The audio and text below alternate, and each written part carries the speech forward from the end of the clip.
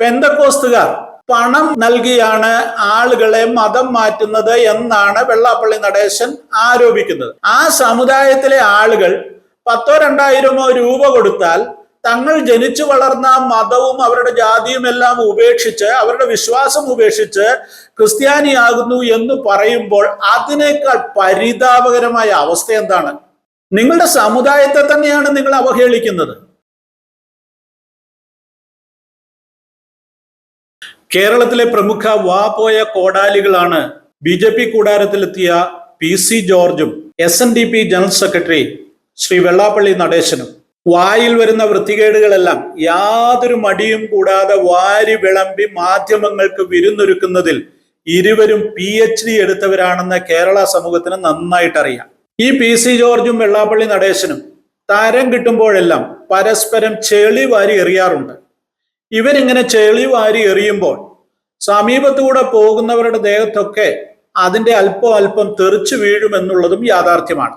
ഇന്നലെ വെള്ളാപ്പള്ളിയുടെ ഊഴമായിരുന്നു. വെള്ളാപ്പള്ളിയുടെ പത്രസമ്മേളനത്തിന് പ്രമുഖ മാധ്യമങ്ങളൊന്നും വലിയ പ്രാധാന്യം നൽകിയില്ലെങ്കിലും മീഡിയ വൺ ആ പത്രസമ്മേളനത്തെ വിവിധ കഷണങ്ങളാക്കി ടെലികാസ്റ്റ് ചെയ്തിട്ടുണ്ട്. മീഡിയ വണ്ണിന് ഇതിനകത്തുള്ള ഇൻട്രസ്റ്റ് എന്താണെന്ന് വഴിയെ പറയാം. നമുക്ക് ആദ്യം വെള്ളാപ്പള്ളി പറഞ്ഞതിന്റെ പ്രധാന ഭാഗങ്ങൾ ഒന്ന് കേട്ടു നോക്കാം. ക്രിസ്ത്യാനികളായ എത്ര പേരെ മന്ത്രിയാക്കി, PC തോമസിച്ചാക്കി, കണ്ണന്താനത്തിനാക്കി, ഇപ്പൊ വേറൊരാളെ ആക്കിയിട്ടുണ്ട്. അതെന്താ ക്രിസ്ത്യാനിയെ കൊണ്ടുവരാനാണ്?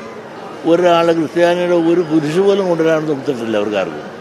പിന്നെ അവസാനം ആരെ എന്തും തെറി പറയുന്ന PC ജോർജിനെ കൊണ്ടുവന്നിട്ടുണ്ട്. ഈ PC ജോർജിൻ്റെ കൂട്ടത്തിൽ ഒരു മരപ്പെട്ടി പോലും കൂടെ ഇല്ല. സ്വന്തം മകൻ മാത്രമല്ലേ ഉള്ളൂ. അദ്ദേഹം തെറി പറയാൻ ആരെങ്കിലും തെറി പറയാൻ ഉപയോഗിക്കാൻ കൊള്ളാമെന്നുള്ളതല്ലാതെ ക്രിസ്ത്യാനികൾ ഒരാളെ പോലും കൂട്ടിക്കൊണ്ടുവരാൻ കഴിവുള്ള ഒരാളല്ല. മാത്രമല്ല അദ്ദേഹം ഇപ്പോൾ ഈയിടെ പറഞ്ഞ് ലവ് ജിഹാദ് ആരെ സൂചിപ്പിക്കാനാണ്? ക്രിസ്ത്യാനിയെ സൂചിപ്പിക്കാൻ. ഓരോ സ്ഥലത്തും ഓരോ സമയത്ത് സൂചിപ്പിക്കാൻ അഭിപ്രായം പറയും. സ്വന്തമായ അഭിപ്രായമില്ല. അങ്ങനെ മാറി മാറിപ്പോകുന്ന ഒരാൾ. പുള്ളിയുടെ കൂടെ മകനില്ലാതെ ഒരു വോട്ടർ പോലും കൂടെ ഇല്ല കയ്യിൽ. അപ്പോൾ ലവ് ജിഹാദ് 42 പേരുണ്ട് എന്ന് പറയുമ്പോൾ ഈ 42 പേരുടെ പേര് നിങ്ങൾക്ക് വായിച്ചു പറയാമോ? എങ്കിൽ ഞാൻ അദ്ദേഹം പറഞ്ഞത് ശരിയാകുന്നു. ഭക്ഷണം കഴിക്കാനും നുണ പറയാനും മാത്രം വിളിക്കുന്ന ഒരാളാണ് PC ജോർജ്. അദ്ദേഹം എന്തുകൊണ്ട് പറഞ്ഞില്ല? ക്രിസ്ത്യാനികൾ, ബന്ധുക്കോസുകാർ എന്തുമാത്രം ഹിന്ദുക്കളെ കൺവെർട്ട് ചെയ്യുന്നു. അത് വീടുകളാണ്. ഇത് ഒരെണ്ണത്തിൻ്റെ കാര്യമല്ലേ, എത്രയോ കുടുംബങ്ങളാണ്. അതുകൂടെ പുള്ളി പറഞ്ഞിരുന്നെങ്കിൽ അതൊരു ബാലൻസ് ഉണ്ടായിരുന്നു. അത് പറഞ്ഞില്ല. ഇതാരെ സൂചിപ്പിക്കാൻ? ക്രിസ്ത്യാനികളെല്ലാം അങ്ങനെ ചെയ്യുന്നില്ല. ക്രിസ്ത്യൻ വിഭാഗത്തിലെ ബന്ധുക്കോസ് വിഭാഗങ്ങൾ പണം മുടക്കി ഹിന്ദുക്കളെ സാർവത്രികമായി കൺവെർഷൻ നടത്തിക്കൊണ്ടിരിക്കുന്നു. ദേശീയ പാർട്ടിയായ BJPയുടെ സംസ്ഥാന അധ്യക്ഷനായി രാജീവ് ചന്ദ്രശേഖരെ നിയമിച്ചതുമായി ബന്ധപ്പെട്ടാണ് വെള്ളാപ്പള്ളിയുടെ പരാമർശങ്ങൾ. BJP ഇങ്ങനെ പലപ്പോഴും പല പരീക്ഷണങ്ങളും നടത്തുമെന്നും അതൊന്നും പ്രയോജനപ്പെടാറില്ലെന്നുമൊക്കെയാണ് വെള്ളാപ്പള്ളി പറഞ്ഞു വെക്കുന്നത്. എന്നാൽ വെള്ളാപ്പള്ളി പറഞ്ഞ കാര്യങ്ങളെ നമുക്കൊന്ന് ക്രോഡീകരിച്ചാൽ പ്രധാനപ്പെട്ട 5 പോയിന്റുകൾ നമുക്കതിൽ കണ്ടെത്തുവാൻ സാധിക്കും. 1. BJP കാലാകാലങ്ങളിൽ നിരവധി ക്രിസ്ത്യാനികളെ കേന്ദ്രമന്ത്രിമാരാക്കിയിട്ടുണ്ട്. PC തോമസ്, അൽഫോൻസ് കണ്ണന്താനം, ഇപ്പോൾ ജോർജ് കുര്യൻ. പക്ഷെ ഇവരൊന്നും ഒരു ക്രിസ്ത്യാനിയെ പോലും BJPയിലേക്ക് കൊണ്ടുവന്നിട്ടില്ല. എന്തിനേറെ ഒരു കുരിശ് പോലും കൊണ്ടുവന്നിട്ടില്ലെന്നാണ് വെള്ളാപ്പള്ളി നടേശൻ പറയുന്നത്. അദ്ദേഹം പറയുന്നത് ഏറെക്കുറെ ശരിയായ വാസ്തവമായ ഒരു കാര്യമാണെന്നും നമുക്കറിയാം. എന്നാൽ വെള്ളാപ്പള്ളി നടേശൻ എന്തിനാണ് ഇങ്ങനെ പറയുന്നതെന്ന് ചോദിച്ചാൽ അതിന്റെ പിറകിൽ ഒരു കഥയുണ്ട്. വെള്ളാപ്പള്ളി നടേശന്റെ മകൻ തുഷാറിനെ കേന്ദ്രമന്ത്രിയാക്കാമെന്ന് പറഞ്ഞ് മോഹിപ്പിച്ച് പാലം വലിച്ചതിന്റെ ഒരു ചെറിയ മോഹഭംഗം ആ വാക്കുകളിൽ ഉണ്ട് എന്ന് പറഞ്ഞാൽ സംശയിക്കേണ്ട കാര്യമൊന്നുമില്ല. രണ്ടാമത് വെള്ളാപ്പള്ളി പറയുന്നു, ഇപ്പോൾ BJP PC ജോർജിനെ കൂട്ടുപിടിച്ചിരിക്കുന്നു. PC ജോർജിന്റെ കൂടെ ഒരു മരപ്പെട്ടി പോലുമില്ല, മകൻ മാത്രമേ ഉള്ളൂ എന്നാണ് വെള്ളാപ്പള്ളി നടേശൻ പറയുന്നത്. വേറെയും കുറെ കാര്യങ്ങൾ PC ജോർജിനെതിരെ അദ്ദേഹം വാരി വിതറുന്നുണ്ട്. ഞാൻ അതിലേക്ക് കടക്കുന്നില്ല. മൂന്നാമത്തെ പ്രധാനപ്പെട്ട കാര്യം, വെള്ളാപ്പള്ളി പറയുന്നു PC ജോർജ് ലവ് ജിഹാദിനെ പറഞ്ഞ് BJPയെ സുഖിപ്പിക്കുവാൻ ശ്രമിക്കുകയാണ്. അതായത് വെള്ളാപ്പള്ളി കേരളത്തിൽ നിലവിലുണ്ട് എന്ന് ആരോപിക്കപ്പെടുന്ന ലവ് ജിഹാദ് എന്ന ആരോപണത്തെ ആത്മാർത്ഥമായി തള്ളിപ്പറയുന്നു. ഇതാണ് മീഡിയ വണ്ണിന്റെ ഇൻട്രസ്റ്റിന്റെ പുറകിൽ. അതായത് കേരളത്തിലെ മുസ്ലിം ഭീകരവാദത്തിന്റെ മൊത്തക്കച്ചവടക്കാരെന്ന ആരോപണം നേരിടുന്ന മീഡിയ വണ്ണിന് ഈ ലവ് ജിഹാദിനെ കുറിച്ച് കേരള സമൂഹത്തിലുള്ള പൊതുബോധത്തെ ഒന്ന് മാറ്റിയെടുക്കുവാൻ ദീർഘനാളുകളായി ശ്രമിച്ചിട്ട് സാധിക്കാത്ത കാര്യമാണ്. അങ്ങനെ ഇരിക്കെയാണ് വെള്ളാപ്പള്ളി നടേശൻ ലവ് ജിഹാദ് ആരോപണത്തെ തള്ളിക്കളയുന്നത്. വെള്ളാപ്പള്ളിയുടെ വാക്കുകൾക്ക് വലിയ പ്രചാരം നൽകി തങ്ങൾക്ക് നേരെ തിരിഞ്ഞിരിക്കുന്ന വലിയൊരു ആരോപണത്തെ മറയ്ക്കുവാനുള്ള നന്നായിട്ടുള്ള പരിശ്രമം മീഡിയ വൺ നടത്തി എന്നുള്ളതാണ് യാഥാർത്ഥ്യം. വെള്ളാപ്പള്ളി പറഞ്ഞ നാലാമത്തെ കാര്യം, പെന്തക്കോസ്തുകാർ സാർവത്രികമായി മതം മാറ്റം നടത്തുന്നു. അഞ്ചാമത്തെ കാര്യം, കേരളത്തിലെ മറ്റ് ക്രൈസ്തവ സഭകളൊന്നും പെന്തക്കോസ്തുകാർ നടത്തുന്നത് പോലെ മതപരിവർത്തനം നടത്തുന്നില്ല. ഈ 5 കാര്യങ്ങളാണ് വെള്ളാപ്പള്ളിയുടെ തിരുമൊഴികൾ. ഇതിൽ ആദ്യത്തെ 3 കാര്യങ്ങളും നമ്മൾ ചർച്ച ചെയ്യുന്നതിൽ വലിയ അർത്ഥമൊന്നുമില്ലാത്തത് കൊണ്ട് ഞാൻ ആ ഭാഗം വിടുന്നു. അവസാനത്തെ 2 കാര്യങ്ങളെ കുറിച്ച് വിശദമായി ചില കാര്യങ്ങൾ പരിശോധിക്കേണ്ടതുണ്ട്. ഒന്നാമത്തെ കാര്യം, പെന്തക്കോസ്തുകാർ മതം മാറ്റുന്നു. പെന്തക്കോസ്തുകാർ മതം മാറ്റുന്നു എന്നുള്ളതിനേക്കാൾ ആളുകൾ പെന്തക്കോസ്തിലേക്ക് വന്ന് തങ്ങളുടെ മതവിശ്വാസം ഉപേക്ഷിച്ച് മറ്റൊരു വിശ്വാസം സ്വീകരിക്കുന്നു എന്നുള്ളതാണ് യാഥാർത്ഥ്യം. വെള്ളാപ്പള്ളി പറഞ്ഞതിൽ വസ്തുതയുണ്ട്. ഹൈന്ദവരായ ധാരാളം ആളുകൾ, പ്രത്യേകിച്ച് വെള്ളാപ്പള്ളിയുടെ സമുദായത്തിൽ നിന്ന് തന്നെ പെന്തക്കോസ്തിലേക്ക് വന്നിട്ടുണ്ട്. ആര് ഏത് മതത്തിൽ നിന്നോ ഏത് സമുദായത്തിൽ നിന്നോ മനുഷ്യജീവിയായ ആര് പെന്തക്കോസ്തിലേക്ക് വന്നാലും പെന്തക്കോസ്തുകാർ സ്വീകരിക്കും, 2 കൈയും നീട്ടി സ്വീകരിക്കും. കാരണം മനുഷ്യന്റെ ആത്മരക്ഷയെ കുറിച്ച് ബോധ്യമുള്ളത് കൊണ്ടാണ് പെന്തക്കോസ്തുകാർ ഏത് വ്യക്തിയെയും അവന്റെ ആത്മാവിന് സകല ലോകത്തെക്കാൾ വിലയുള്ളതിനാൽ അവന്റെ ആത്മാവിന് നിത്യരക്ഷ ലഭിക്കേണ്ടതിന് വേണ്ടി അവനെ തങ്ങളോടൊപ്പം ചേർക്കുന്നതിന്, ക്രിസ്തു വിശ്വാസത്തിലേക്ക് നയിക്കുന്നതിന് ഓരോ പെന്തക്കോസ്തുകാരനും ആഗ്രഹിക്കുന്നു എന്നുള്ളത് യാഥാർത്ഥ്യമാണ്. അങ്ങനെ ഏത് സമുദായത്തിൽ നിന്ന് ഏത് മതത്തിൽ നിന്ന് ആളുകൾ വന്നാലും പെന്തക്കോസ്തിന്റെ വാതിലുകൾ തുറന്നിട്ടിരിക്കുകയാണ്, ആർക്ക് വേണമെങ്കിലും വരാം. ഇനി രണ്ടാമത്തെ കാര്യം, പെന്തക്കോസ്തുകാരൊഴിച്ച ഒരു ക്രൈസ്തവ സഭകളും മതം മാറ്റം നടത്തുന്നില്ല എന്നാണ് വെള്ളാപ്പള്ളി നടേശന്റെ കണ്ടെത്തൽ. വെള്ളാപ്പള്ളി നടേശന് കൃത്യമായി തെറ്റിപ്പോയി. സത്യത്തിൽ എല്ലാ ക്രൈസ്തവ സഭകളും തങ്ങളുടെ സഭയിലേക്ക് ഏത് സമുദായത്തിൽ നിന്ന് ആളുകളെ വന്നാലും സ്വീകരിക്കും. അതിനൊരു അപവാദം എന്ന് വേണമെങ്കിൽ നമുക്ക് പറയുവാൻ സാധിക്കുന്നത്, ജാതി അടിസ്ഥാനത്തിൽ സഭ നടത്തുന്ന ഓർത്തഡോക്സ് സഭ, യാക്കോബായ സഭ, പിന്നെ ചില ജ്ഞാനായ കൂട്ടങ്ങൾ, ഇവരുടെയൊക്കെ അടുത്തേക്ക് ചെന്നാൽ സത്യത്തിൽ അവർക്ക് ബുദ്ധിമുട്ടാണ് സ്വീകരിക്കുവാൻ. കാരണം അവരുടെ ജാതിയിൽപ്പെട്ടവരല്ലല്ലോ. എന്നാൽ മറ്റെല്ലാ ക്രിസ്തീയ സഭക്കാരും, കത്തോലിക്കരും മർത്തോമക്കാരും വരെ, മർത്തോമക്കാരുടെ പേരിൽ സിറിയൻ എന്നൊക്കെ ഉണ്ടെങ്കിലും മർത്തോമ സഭയിൽ ധാരാളം ഹൈന്ദവർ വിശ്വാസം സ്വീകരിച്ചവരായി, ക്രൈസ്തവ വിശ്വാസം സ്വീകരിച്ചവരായിട്ടുണ്ട്. അപ്പൊ എല്ലാ ക്രൈസ്തവ വിഭാഗങ്ങളും ഏത് മതത്തിൽ നിന്ന് ആളുകൾ വന്നാലും സ്വീകരിക്കുന്നവരാണ്. ഇത് പറയുമ്പോൾ ഓർക്കേണ്ട ഒരു കാര്യം, യേശുക്രിസ്തുവിന്റെ അന്ത്യകൽപ്പനയാണ് ലോകമെങ്ങും പോയി സാക്ഷികളാകണമെന്നും വിശ്വസിക്കുന്നവരെ ശിഷ്യരാക്കണമെന്നും. അത് വിശ്വസിക്കുന്ന, അത് പ്രമാണിക്കുന്ന എല്ലാ ക്രൈസ്തവരും ആര് വന്നാലും അവരെ തങ്ങളോടുകൂടെ ചേർക്കുമെന്നുള്ളതിന് യാതൊരു സംശയവുമില്ല. അത് ബൈബിളിന്റെ അടിസ്ഥാന ഉപദേശങ്ങളിലൊന്നാണ്, യേശുക്രിസ്തുവിന്റെ കൽപ്പനയാണ്. മൂന്നാമത് വെള്ളാപ്പള്ളിയും അദ്ദേഹത്തിന്റെ ആശയങ്ങൾ പ്രചരിപ്പിക്കുന്നവരും മനസ്സിലാക്കേണ്ട ഒരു കാര്യം, ഇന്ത്യയിൽ ഏറ്റവും കൂടുതൽ മതപരിവർത്തനം നടത്തിയിരിക്കുന്നത് ക്രൈസ്തവ വിഭാഗങ്ങളിൽ കത്തോലിക്ക സഭയാണ്.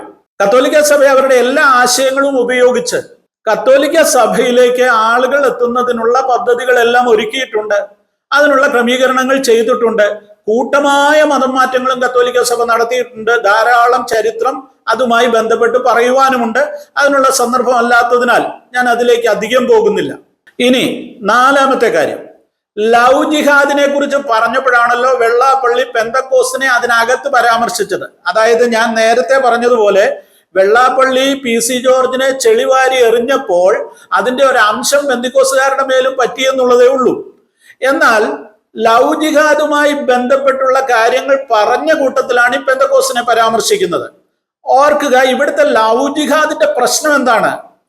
സത്യത്തിൽ ഇവിടുത്തെ മുസ്ലിം ഭീകര പ്രസ്ഥാനങ്ങൾ കേരളത്തിലെ ഹൈന്ദവ ക്രിസ്ത്യൻ പെൺകുട്ടികളെ വശീകരിച്ച് തങ്ങളുടേതാക്കി മാറ്റി, മതം മാറ്റി.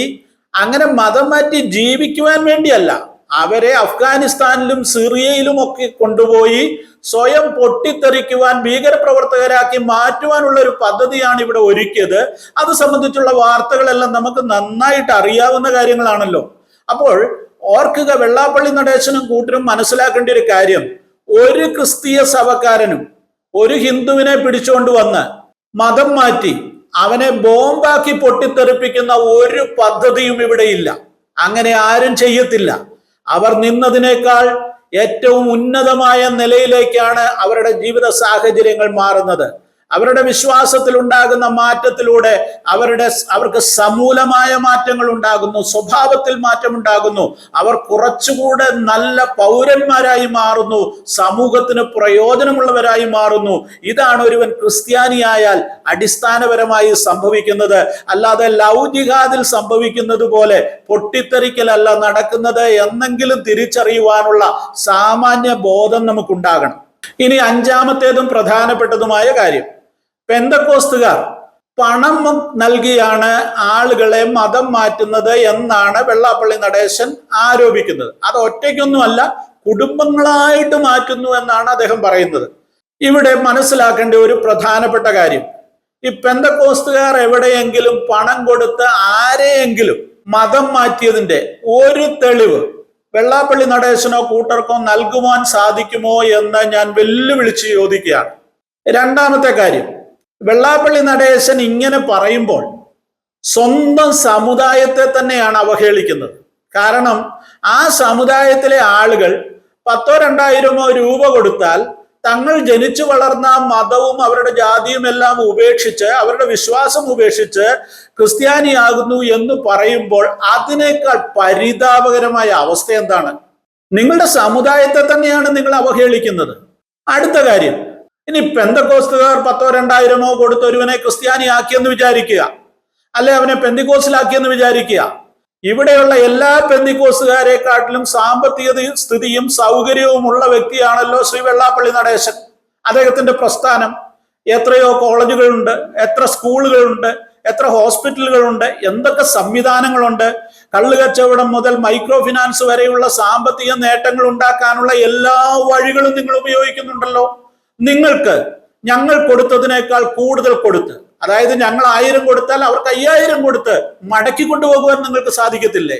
ഇന്ന് വരെ ഏതെങ്കിലും ഒരു പെന്തക്കോസ്തുകാരനെ അല്ലെ ഒരു ക്രിസ്ത്യാനിയെ പണം കൊടുത്ത് മടക്കി കൊണ്ടുപോകുവാൻ നിങ്ങൾക്ക് സാധിച്ചിട്ടുണ്ടോ?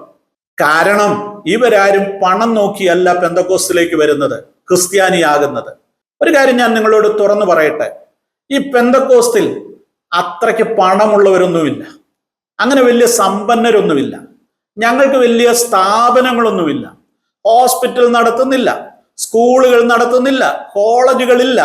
ഒരാൾക്ക് ജോലി കൊടുത്തോ പണം കൊടുത്തോ ഒന്നും അവരെ മതത്തിലേക്ക് ചേർക്കുവാനുള്ള ഒരു പരിപാടിയും ഇവിടെ ഇല്ല.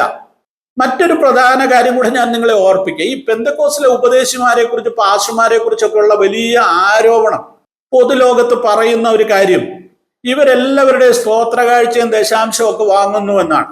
അതായത് ജനങ്ങളുടെ കയ്യിൽ നിന്ന് പണം വാങ്ങി ജീവിക്കുന്നവരാണ് പെന്തക്കോസ്തിലെ ഉപദേശിമാർ, പാസ്റ്റർമാർ എന്നൊക്കെയാണ് പൊതുവിലുള്ള ആരോപണം. അങ്ങനെയാണെങ്കിൽ അങ്ങോട്ട് പണം കൊടുക്കുന്ന പരിപാടി അല്ലല്ലോ അത്, ഈ വിശ്വാസികളുടെ കയ്യിൽ നിന്ന് ഇങ്ങോട്ട് വാങ്ങുന്ന പരിപാടിയല്ലേ അത്. നിങ്ങൾ മനസ്സിലാക്കേണ്ട ഒരു കാര്യം, പണത്തിന് വേണ്ടി ആരും എന്ത് ചെയ്യുന്നില്ല, ഇവിടെ മതം മാറി പെന്തക്കോസ്തിലേക്ക് വരുന്നില്ല. അവരുടെ ജീവിതത്തിൽ അടിസ്ഥാനപരമായ വ്യത്യാസമുണ്ടാകുന്നു. അവരവരുടെ ആത്മാവിനെ കുറിച്ച് ബോധ്യമുള്ളവരാകുന്നു. അവർ യേശുവിനെ ദൈവമായി സ്വീകരിക്കുവാൻ തയ്യാറാകുന്നു. അങ്ങനെ തയ്യാറാകുന്നവർ മുന്നോട്ട് വരുമ്പോൾ നിങ്ങൾ വരണ്ട എന്ന് പറഞ്ഞ് തടഞ്ഞു നിർത്തുവാൻ പെന്തക്കോസ്തുകാർക്കോ അല്ലെങ്കിൽ ഇവിടുത്തെ ഒരു ക്രൈസ്തവ സഭയ്ക്കോ സാധിക്കുകയില്ല.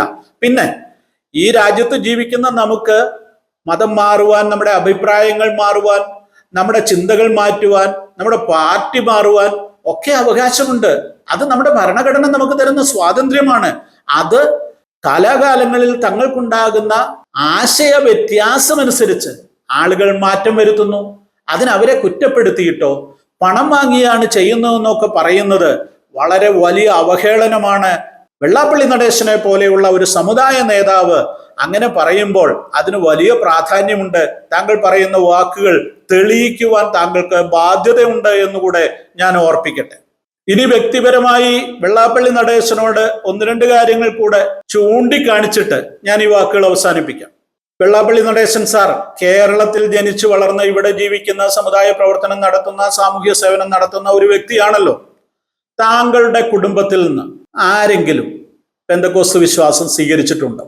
ഉണ്ടാകുമെന്ന് എനിക്ക് നല്ല ഉറപ്പാണ്. ഇനി താങ്കളുടെ കുടുംബത്തിൽ നിന്ന് ആരുമില്ലെങ്കിൽ താങ്കളുടെ അടുത്ത സ്നേഹിതരുടെയോ അല്ലെങ്കിൽ SNDP യോഗത്തിന്റെ സമുന്നത നേതാക്കളിൽ ആരുടെയെങ്കിലും ഒക്കെയോ കുടുംബത്തിൽ നിന്ന് ധാരാളം ആളുകൾ പെന്തക്കോസ്തിൽ പോയിട്ടുണ്ടാകും. താങ്കൾ പരിചയമുള്ളവരും ഉണ്ടാകും. സ്നേഹത്തോടെ വിളിച്ചൊന്ന് ചോദിക്കണം, നിങ്ങൾ എന്ത് കിട്ടിയിട്ടാണ് പെന്തക്കോസ്തിൽ പോയതെന്ന്. നമ്മുടെ സമൂഹത്തെ ഉപേക്ഷിച്ചു പോകാൻ നിങ്ങൾക്ക് പ്രചോദനമായത് എന്താണെന്ന് ആത്മാർത്ഥമായി നിങ്ങൾ അവരോടൊന്ന് ചോദിക്കണം.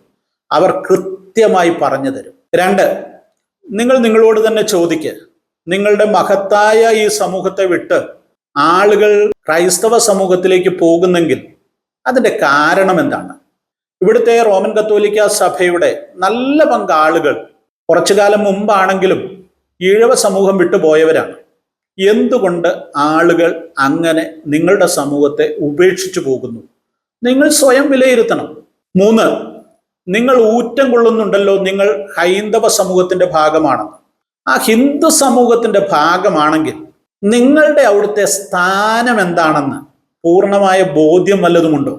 അതിനെക്കുറിച്ച് നിങ്ങൾ ആലോചിച്ചിട്ടുണ്ടോ? ഞങ്ങളെക്കാൾ നന്നായിട്ട് നിങ്ങൾക്കറിയാമെന്ന് ഞങ്ങൾക്കറിയാം.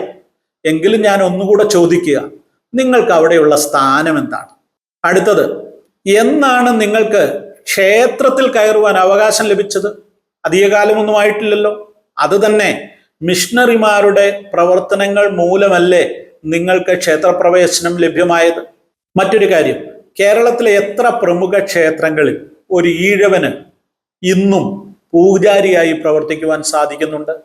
1936 ഇവിടെ ക്ഷേത്രപ്രവേശന വിളംബരം രാജാവ് പുറപ്പെടുവിച്ചു.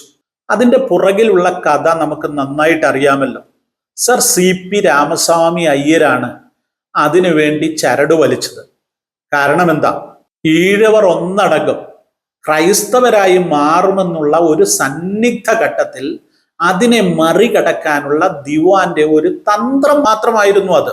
അല്ലെങ്കിൽ ശ്രീ CV കുഞ്ഞിരാമന്റെ നേതൃത്വത്തിൽ ഈഴവർ ബഹുഭൂരിപക്ഷവും ഒന്നിച്ച് ക്രൈസ്തവ മതത്തിലേക്ക് കൂട്ട മതപരിവർത്തനം നടത്തുമായിരുന്നു. ഒരു കാര്യം കൂടെ പറഞ്ഞ് ഞാൻ അവസാനിപ്പിക്കാം. SNDPയുടെ മുൻ ജനറൽ സെക്രട്ടറി, താങ്കൾ ഇപ്പോൾ ഇരിക്കുന്ന കസേരയിൽ മുൻപിരുന്ന ജനറൽ സെക്രട്ടറിമാരിൽ ഒരാളായ C കേശവൻ, അദ്ദേഹം തിരുകൊച്ചി മുഖ്യമന്ത്രിയുമായിരുന്നു. അദ്ദേഹത്തിന്റെ ഒരു പ്രസിദ്ധമായ വാചകമുണ്ട്, താങ്കൾക്ക് അത് നന്നായിട്ട് അറിയാം. മറന്നുപോയെങ്കിൽ ഞാൻ ഒന്നുകൂടെ ഓർപ്പിക്കാം. ക്രിസ്ത്യാനിക്കെതിരെ ഹിന്ദു ഐക്യം പറഞ്ഞ് നായന്മാർ നമ്മളെ കുരങ്ങ് കളിപ്പിക്കുകയാണ്. നമ്മൾ ഹിന്ദുക്കളല്ല, ഹിന്ദു മതത്തെ നിരാകരിക്കണം. C കേശവന്റെ വാക്കുകളാണ്. യേശുക്രിസ്തുവിന്റെ ഏറ്റവും പ്രധാനപ്പെട്ട സന്ദേശമായിരുന്നു ദൈവരാജ്യം എന്നുള്ളത്. അതുപോലെ യേശുക്രിസ്തുവിന്റെ ഏറ്റവും വലിയ വാഗ്ദാനമാണ് ഞാൻ പോകുന്നത് പോലെ മടങ്ങി വരുമെന്നുള്ളത്. ക്രൈസ്തവ വിശ്വാസത്തിന്റെ അടിസ്ഥാനമായ 2 വിഷയങ്ങൾ, ഈ വിഷയങ്ങൾ സംബന്ധിച്ചിറങ്ങിയ 2 പ്രമുഖമായ പുസ്തകങ്ങൾ. വേദപുസ്തകം കൃത്യമായി പഠിക്കുവാൻ താല്പര്യപ്പെടുന്നവർക്ക്, ക്രൈസ്തവ വിശ്വാസത്തെക്കുറിച്ച് കൃത്യമായി മനസ്സിലാക്കുവാൻ ആഗ്രഹിക്കുന്നവർക്ക് യേശുക്രിസ്തു പ്രസംഗിച്ച ദൈവരാജ്യത്തെക്കുറിച്ച് മലയാളത്തിൽ ഇത്ര വിശദമായ മറ്റൊരു പുസ്തകം ഇറങ്ങിയിട്ടില്ല. ദൈവരാജ്യം ഇന്നിന്റെ വെളിച്ചവും നാളെയുടെ പ്രത്യാശയും. ഈ പുസ്തകം രചിച്ചിരിക്കുന്നത് ഡോക്ടർ തോമസ് അമ്പുംകയത്താണ്. 350-ലധികം പേജുകളുള്ള ഈ പുസ്തകത്തിന് 400 രൂപയാണ് വില. രണ്ടാമത്തെ പുസ്തകം യേശുക്രിസ്തുവിന്റെ 2ാം വരവ് സത്യമോ മിഥ്യയോ എന്ന പേരിൽ യേശുക്രിസ്തു വാഗ്ദാനം ചെയ്ത ഏറ്റവും വലിയ പ്രത്യാശ വിഷയം, ക്രൈസ്തവരുടെ അടിസ്ഥാന വിശ്വാസവുമായി ബന്ധപ്പെട്ടുള്ള ഈ വിഷയത്തെക്കുറിച്ചുള്ള സമഗ്രമായ ഒരു പഠനം. റെജി കോശി എന്ന ഗ്രന്ഥകാരനാണ് ഇത് എഴുതിയിരിക്കുന്നത്. ഈ പുസ്തകത്തിന്റെ വില 450 രൂപ. ഈ 2 പുസ്തകങ്ങളും കൂടെ ഇപ്പോൾ നിങ്ങൾക്ക് ഒന്നിച്ചെടുക്കുകയാണെങ്കിൽ 400 രൂപ വിലയ്ക്ക് നൽകുന്നു. ഓർക്കുക, പോസ്റ്റേജ് സൗജന്യമാണ്. രജിസ്റ്റേർഡ് പോസ്റ്റിൽ ഈ പുസ്തകങ്ങൾ നിങ്ങൾക്ക് നിങ്ങളുടെ വീട്ടിൽ ലഭിക്കും. സ്ക്രീനിൽ കാണുന്ന ഫോൺ നമ്പറിലേക്ക് നിങ്ങളുടെ അഡ്രസ് വാട്സപ്പ് ചെയ്യുക.